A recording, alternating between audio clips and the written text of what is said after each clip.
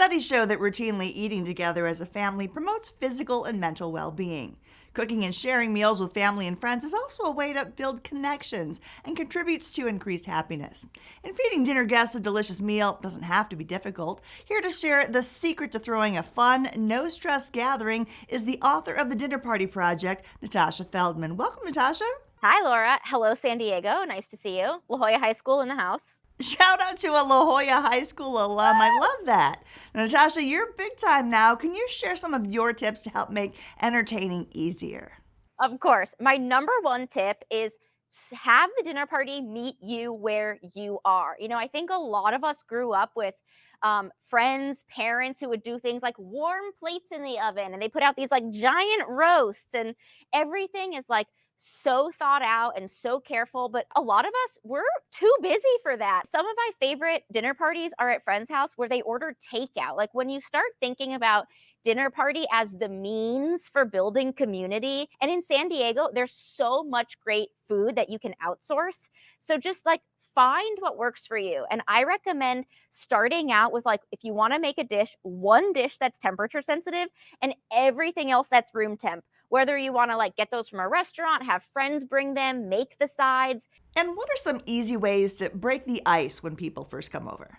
My favorite thing to do, Laura, is just shove food in people's hands. Like the more that you get people kind of engaging with food when they walk in the door, the looser they'll become. And this could be anything from like a bag of pretzels, popcorn, chips. I made Devil on Horseback because I love a 1960s throwback. Nostalgia, I think, really opens people up and gets them excited to chat. Now let's talk the star of the show. Tasty meals that'll be a hit with your guests. What's on the menu and what are you serving up? Okay, so my family is Eastern European and I am obsessed with stewed meats, especially stewed meats with prunes. So this is a dish that's inspired from my travels to Morocco.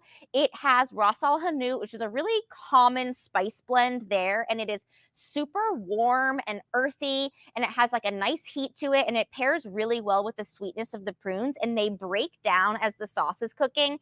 And then this is really fun to serve with like whatever your favorite grain is, whatever vegetable is seasonal, throw a salad with it. It kind of doesn't matter. It's so flavorful. And I also have another recipe in the book, which is my great great grandma's brisket, which also utilizes the prunes. And I think like making one delicious, yummy, stewy object is the easiest way to make something super delicious and like fun to play with.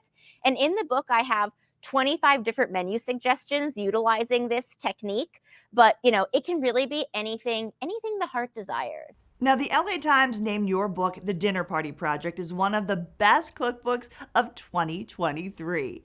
It's packed with anecdotal stories, recipes, but it also contains no-nonsense tips to hosting and encouragement. What was your favorite part of writing this book? This is a handbook for people that do so many things right, but just haven't spent time in the kitchen. Sometimes you don't think that logically. You just think like dinner party's hard. You don't think like, oh, well, if I did this and if I did this and what if I change my perspective? So being able to like open those doors for people was the most fun part for me by far. Now, I love in the book where you talk about the power of socialization. Getting together regularly can really transform your life. Yes. And especially like this is an election year, where things get kind of heated. And the most important thing you can do to center yourself is like talk to interesting people, talk to people with different perspectives. And it really like makes your entire world so much more like open and fun and pleasant. And it just is like a complete game changer and something, it's like we can't control the world, but we can control like what we put out personally. And just starting there and building that from your community is so powerful. And I just like want to give that to everybody. I love that, surrounding yourself with a supportive circle. I think this would make a great housewarming gift. Where can we find more information? The book is anywhere books are sold. You can get them tomorrow on Amazon, You can find me, though, on Instagram at Nosh with Tosh. I'm always free for answering questions. I love talking to people from my hometown.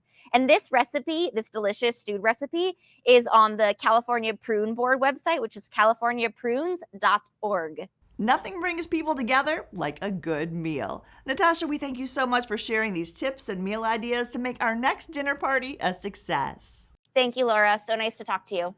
And we thank you for joining us on San Diego Living. We'll see you next time.